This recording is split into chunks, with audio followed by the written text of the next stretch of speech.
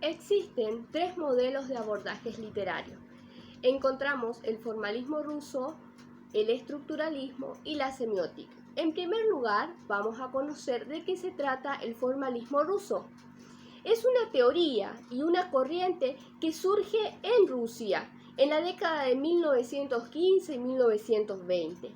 Es reprimida por motivos políticos en 1930. Sus representantes más destacados son Roman Jakobson, Viktor Shklovich y también Prop. Podemos también hablar de Boris Tamarsky. El formalismo ruso es una teoría, ¿sí? Y a lo que Jakobson da a denominar literariedad, es decir, de aquello que hace que un determinado texto sea literario y se diferencie de otros textos. Los estudios formalistas se ubican la naturaleza y también el uso de los mecanismos literarios. Dentro del formalismo ruso encontramos varios puntos del que vamos a tratar. Les hice un cuadro para poder explicarles y que ustedes puedan entender mejor. Ahí tenemos, en primer lugar, la situación inicial, la prohibición, la transgresión, el engaño, el protagonista, el auxiliar y el objeto de deseo. Vamos a conocer de qué vamos a hablar en la situación inicial. Esta es de carácter introductorio, ¿sí? Donde se presenta el protagonista, la familia, el lugar y todo lo más, digamos, sobresaliente de la obra. En segundo lugar, como decíamos, encontramos la prohibición, que se centra en disponer las limitaciones en la realización de determinadas acciones. La transgresión es de qué manera se corrompe o se viola lo que es prohibido. Luego tenemos el engaño. ¿Qué es el engaño? Es la acción o es el conjunto de palabras con que se engaña a alguien o se hace creer que eso no es verdad, ¿sí? También encontramos al protagonista, que es el personaje principal de la obra. ¿Quién es el antagonista? Es aquel que impide que el protagonista obtenga el objeto de deseo. El auxiliar es la persona que ayuda al personaje principal a obtener lo deseado. Y por último tenemos el objeto de deseo, que es la finalidad o el objeto que persigue el protagonista. Luego, en segundo término, hablamos también de un segundo modelo de abordaje, ¿sí? Que es el estructuralismo. Es una tendencia crítica que alcanza su apogeo alrededor de los años 60 aproximadamente.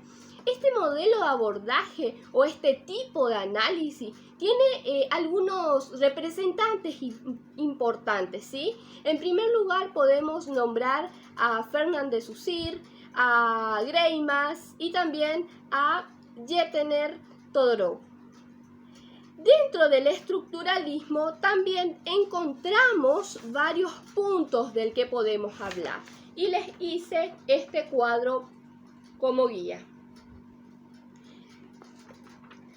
Tenemos la macroestructura, la superestructura, la historia, el discurso y el marco. Dentro del marco vamos a hablar de los personajes, del tiempo y del lugar. Bueno, la macroestructura en primer lugar es el asunto o el tema global del texto o también podemos decir de la obra.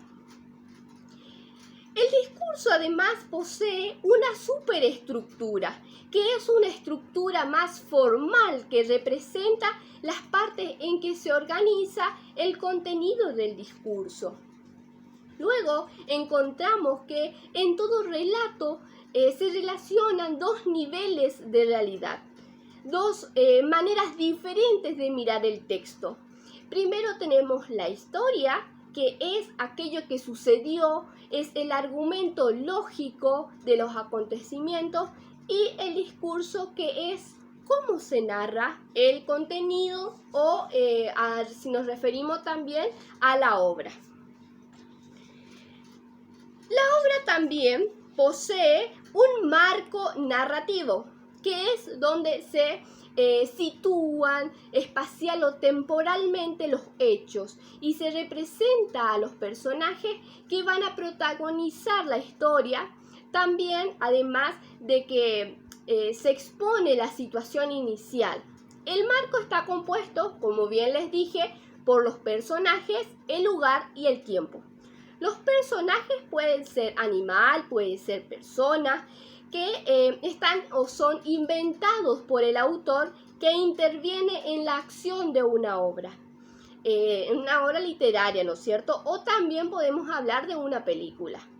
El tiempo es el orden cronológico y los acontecimientos deben referirse uno tras otro para tener una situación lógica.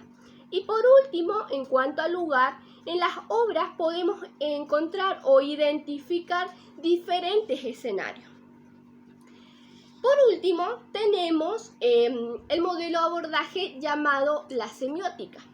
Es una disciplina que intenta explicar cómo se produce y cómo se capta el sentido.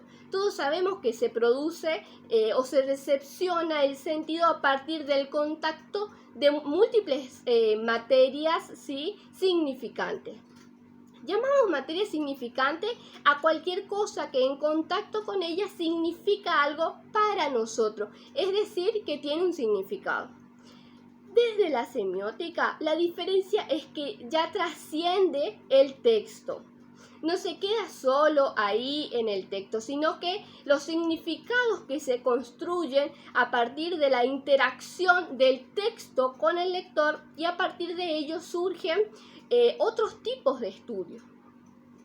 ¿Por qué? Porque ya no se estudia o ya no se puede marcar todo aquello que está explícito o lo que sería rastreable en el texto con análisis, sino que se trasciende por fuera del texto y produce de los sentidos que reconstruye el lector. Todas las corrientes después de 1960 tienen esa particularidad, que van más allá del texto. El texto con el contexto, el texto con su autor ideal, o también el texto con el lector, sin abandonar, por supuesto, los análisis estructurales y formales, pero incorporando estas nuevas aristas a tener en cuenta para un análisis más profundo de los textos literarios. Uno de los aspectos que encontramos dentro de la semiótica es el icono, y también les hice este cuadro. El primero es el icono, luego tenemos el índice, el símbolo, y por último vamos a explicar el cuadro semiótico.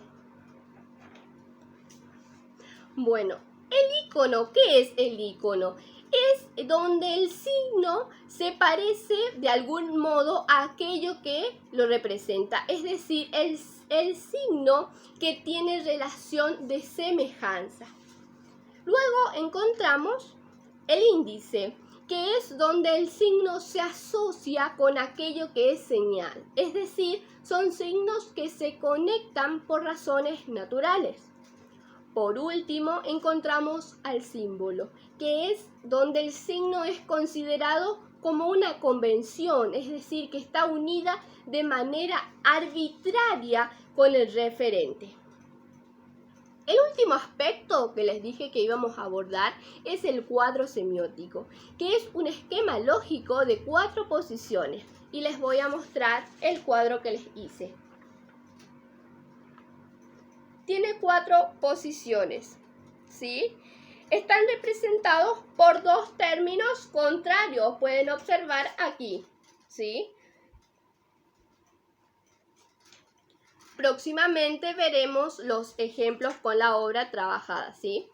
Decíamos que están representados por dos términos contrarios, ¿sí? Que son horizontales y dos implicaciones que son las líneas verticales del cuadro. Este cuadro semiótico sirve o es necesario hacerlo para entender mejor la obra, para explicitar cómo se organiza la síntesis del relato en el texto narrativo. También nos ayuda a elaborar la macroestructura, que es el sentido global del texto, como ya habíamos dicho. Para poder elaborar el cuadro semiótico de una obra, debemos buscar primeramente el concepto principal teniendo en cuenta la temática de la obra. Una vez que tenemos el concepto principal, debemos buscar lo contrario. Luego encontramos los subcontrarios que nos llevan a las implicaciones. Y las implicaciones nos llevan a una relación lógica, ¿sí?